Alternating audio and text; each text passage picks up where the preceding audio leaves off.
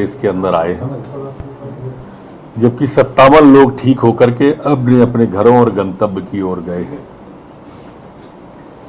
Active case संपूर्ण प्रदेश में 305 कुल वर्तमान में प्रचलन में है। जो सैंपल लिए गए पिछले 24 घंटे के अंदर वो मध्य प्रदेश के अंदर 5319 सैंपल संपूर्ण मध्य प्रदेश में लिए। संक्रमण दर हमारी वर्तमान में 1.49% है, जबकि रिकवरी की दर संपूर्ण मध्य प्रदेश की 98.7 बनी हुई है। पिछले 24 घंटे में कोई पुलिसकर्मी संक्रमित नहीं हुआ है। वर्तमान में एक पुलिसकर्मी संक्रमित प्रचलन में है। वैक्सीनेशन जो पिछले 24 घंटे में मध्य प्रदेश में हुआ वो 35,010 लोगों को वैक्सीनेशन हुआ है। अभी तक जो कुल वैक्सीनेशन हुआ है वो 11,95,29,789 लोगों को अभी तक वैक्सीनेशन हुआ है। सर, ऑपरेशन मुस्कान के तहत रिपोर्ट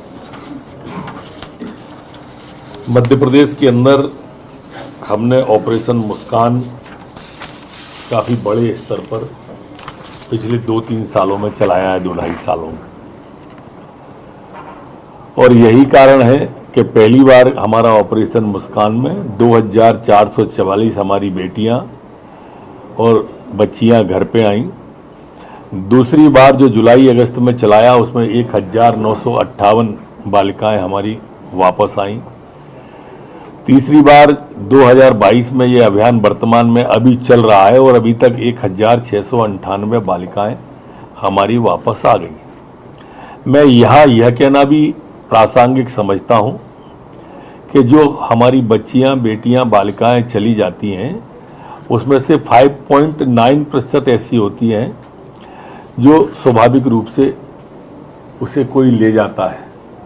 बाकी 95% में ऐसा नहीं है। सबसे बड़ा प्रतिशत 43% जो होता है वो नाराज होकर घर में किसी बात से परिवार में झगड़ के या और दूसरी वजह से जाती हैं, और 23% ऐसी होती हैं जो प्रेम प्रसंग के कारण से घर से चली जाती हैं। 16% ऐसी हैं जो रिश्तेदार नातेदारी में जाती हैं। इसके बावजूद भी हमारी गंभीरता है और चिंता है इसके प्रति, और इसीलिए ऑपरेशन मुस्कान अभी हमारा काफ़ी बड़े स्तर पर चल रहा है।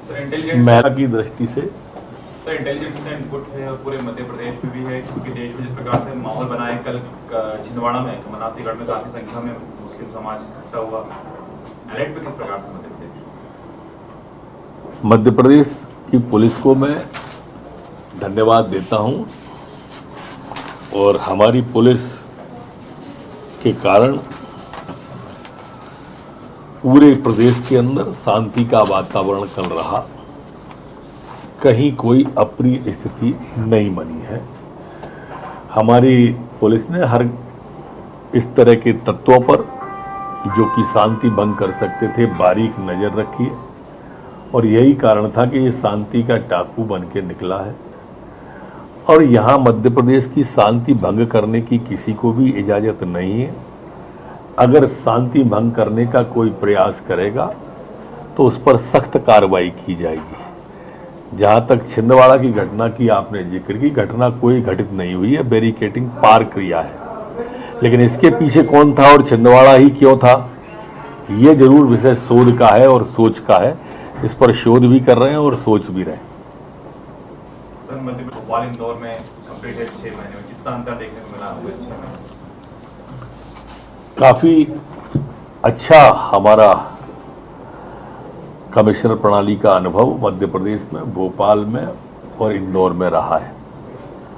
हमारे अपराधों के ग्राफ में अगर हम पिछली सरकार की तुलना करेंगे, 2019 से तुलना करेंगे, हम राजनीतिक लोग हैं इसलिए इस तरह की तुलना करके ही देते हैं, 40% गंभीर किस्म के अपराधों में प्रतिशत में हमारे में कमी आई है, जो अपने आप में बड़ा एक रिकॉर्ड है।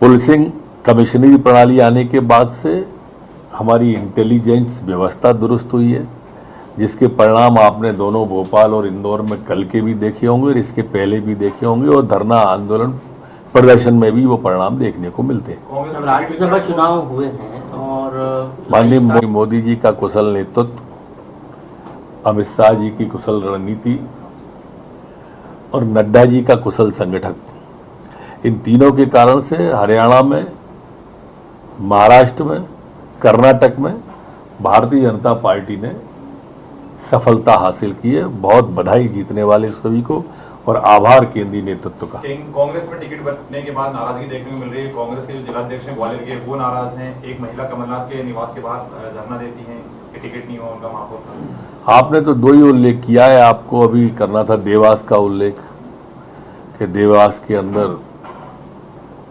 वहाँ के जो मूल पदाधिकारी थे अनुशासन समिति के, वो चले गए।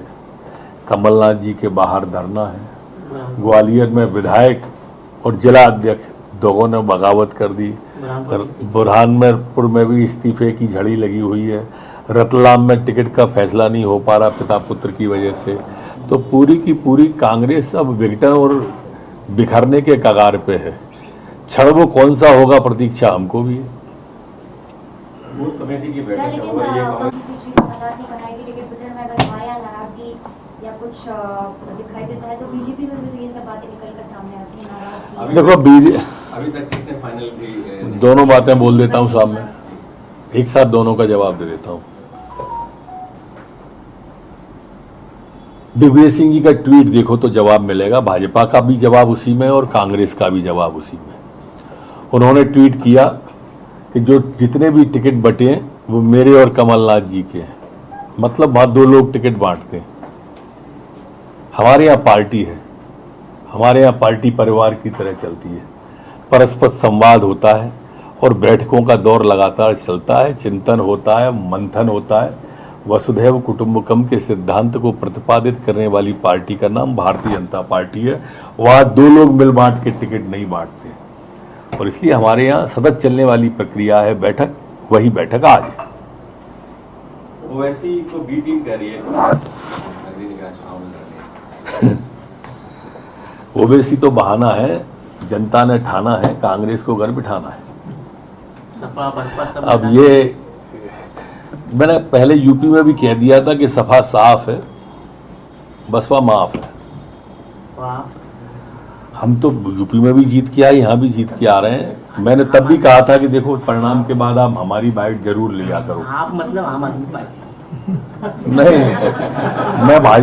मैं भारतीय जनता पार्टी समझा, मैं उसका तरफ से कार्यकर्ता हूँ, उसका समर्पित कार्यकर्ता हूँ। और जिसकी आपने बात की है तो वो तो अभी कहीं पिक्चर में है नहीं।